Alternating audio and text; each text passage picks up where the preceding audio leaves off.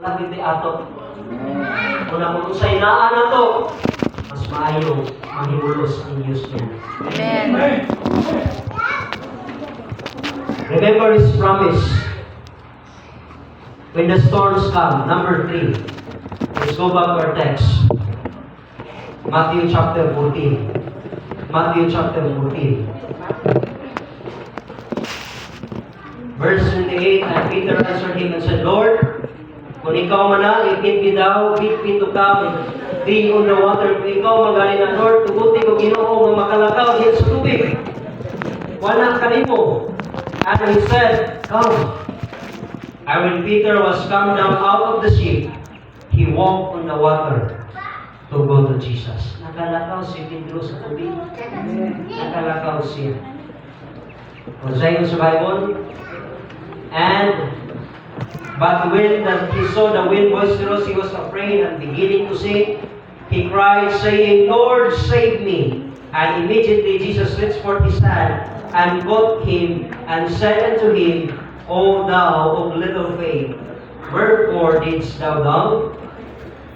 Anong nagduduha man ikaw?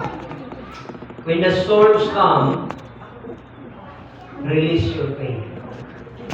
Not only remember His promise, recognize His purpose, remember His promise, and thirdly, release your faith. Ani nga panahon, ayaw pagduha. Amen? Ayaw pagduha, makalahot tayo nata. Pananglitan, mawaan ang kabili. Asa makata? Release your faith. God is with us. God is a God of provision. God is a provider. Amen? Ano ba na ka? Release your faith. Without faith, no one can please God. Walay makakalimot sa Diyos kung wala ka ng pagtuo. Hindi na makakalimot sa Diyos. You know what? Faith moves us forward. Ang pagtuo, mumove nimo sa pagpadayon sa unahan. Pag mawad ka na kang pagtuo, that's the time na magpunyan ka. O na panahon na kung mawad ka ng pagtuo, nga muhaw as na nasasagayan. And I hope as a church,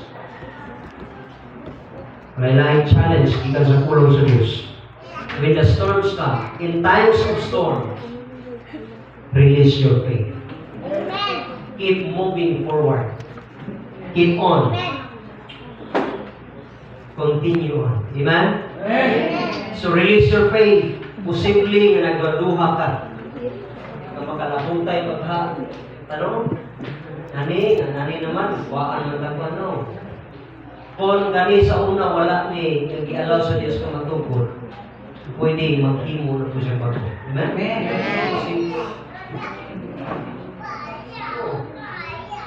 Mura na ko sa kakuan ba? Mura na ko sa katao ba nga nawatan siya 1 million? Siya negosyo. Nabang nakuan ba? Bankrupt.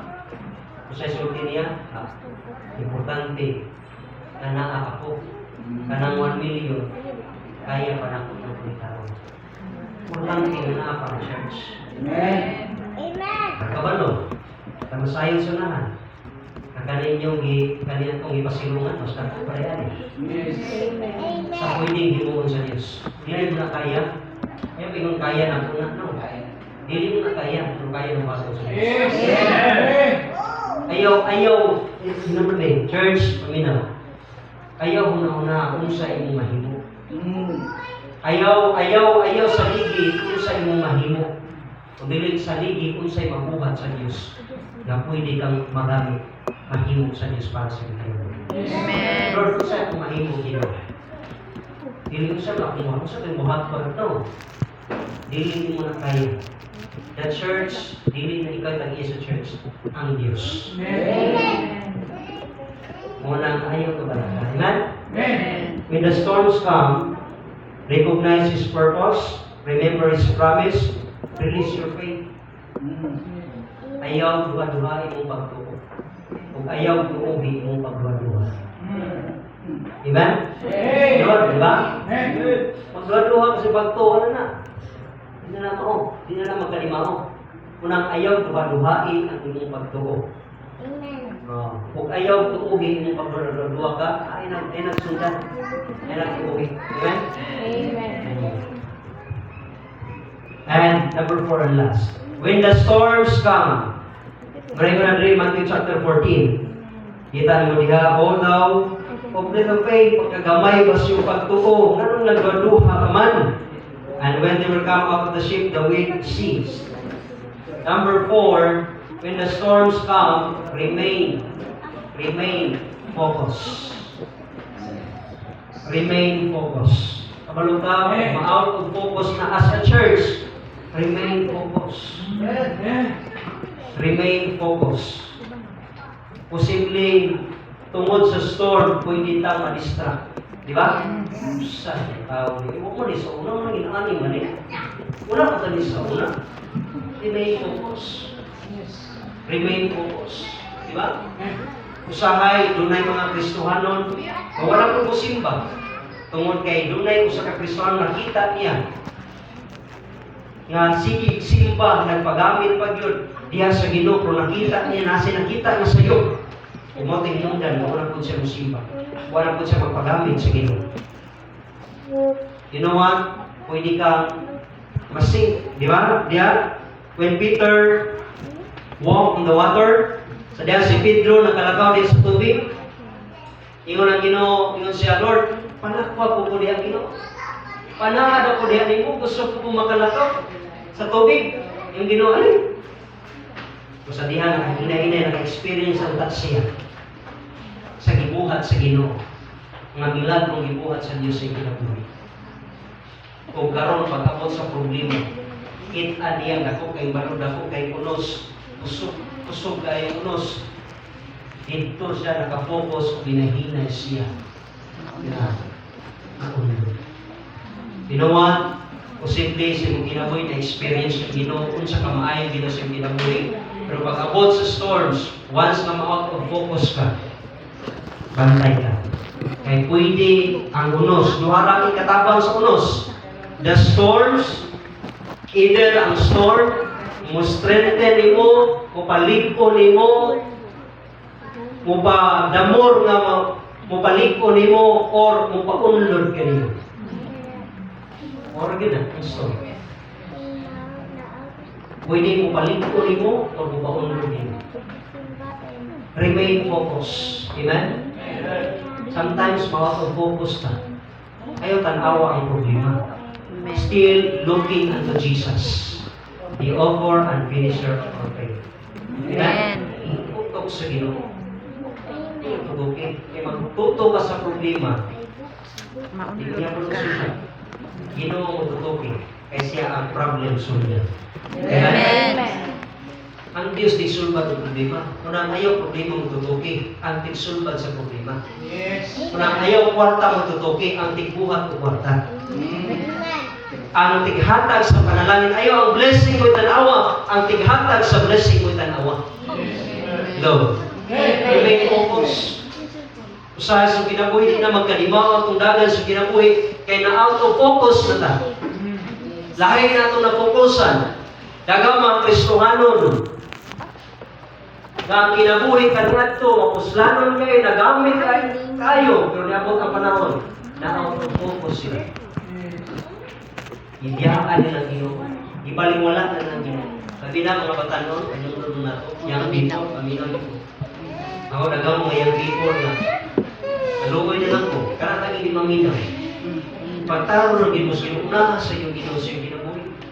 Bayo sa Bible, mag-seek ye first. Naging damo ka. Unahan Ginoo. Karon na out of focus man, kita nagwapo, kita nagwapa, ano naman, ito naman. Kinabuhi, ako mag-eskwila. Wala ma. Wala, magkalimaw. Di ba? Pili man ang kagustuhan sa Diyos na ay gihanda mo Ginoo. Ayaw kawala ang focus. Amen? Amen. Tutok sa Ginoo. Tutok sa Ginoo. Ginoo unahas yung kinabuhi. Bagsik i-first i-priority una ang Ginoo sa kinabuhi. Remain focus sa Ginoo sa Ginoo sa kanang imuhang panginhangan karon ayaw na unaha. Unaha una ang Ginoo. Oh. Di ba? Nama mo diya? Amen. Peter sank because he was out of focus. Right, Hebrews chapter 12 verse 2, looking unto Jesus. The pastor may fail, the leaders, elders, or members, but thank God our model to look is Jesus. Una, dili ang membro imong tutukan, dili si pastor, dili ang mga elders, dili ang mga members, si Jesus ang atong modelo. Salamat, Jesus never fails. He never fails. Hindi siya masayog na dito na mututos niya. Amen. Doon ay usa ka membro simbahan na nangit siya siyang pastor.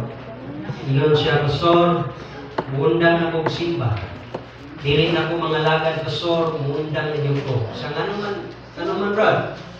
Kung sa nga anak ko, kanang si Juan Pastor, nakita anak ko na sa dito, nag-inom na siya, pastor, kita na siya, nag-garilyo na siya, pastor, magpilinunan. Iyon siya, ingon ang pastor, ganito sa usa ka libro ng kawain na sa isa nga, Brad, sa dili pa ka mo hawa, Brad, tututan ka na ako sa paghawa. Kung sa dili pa ka mo hawa, Brad, nako ihatag sa iyo, Brad, kaning baso, utangan ako tubig, tuyok diyan, ako man simbahan. Tuyok ka na sa 5 ng kahigayon, Brad, ang simbahan. Tuyok ka na nga ayaw tuguti na ang tubig mayabo. Ituyok din mo ng tubig na nasa baso na puno, ayaw tuguti na mayabo. Ano siya? Pag tuyok din mo na nga dili mayabo ang tubig, tugutan ka na po. Sige, masam, sa'yo na rin. Ikuhat yun niya, tugutan na mag-tubig. Ituyok yun niya. Tuyok niya, anto niya ang kalimawa. Yun.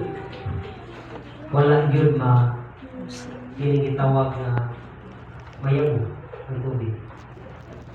Wala yun mayabo. Yan yung jampingan na yun. Moto nga. Yeah, Brad, kumusta man? Pastor, wala yun mayabo, Pastor. Yeah. Saman. Sige. Pupunta na ka na po. Diyan ang pastor, magpapilin na kung so. Magpapilin na.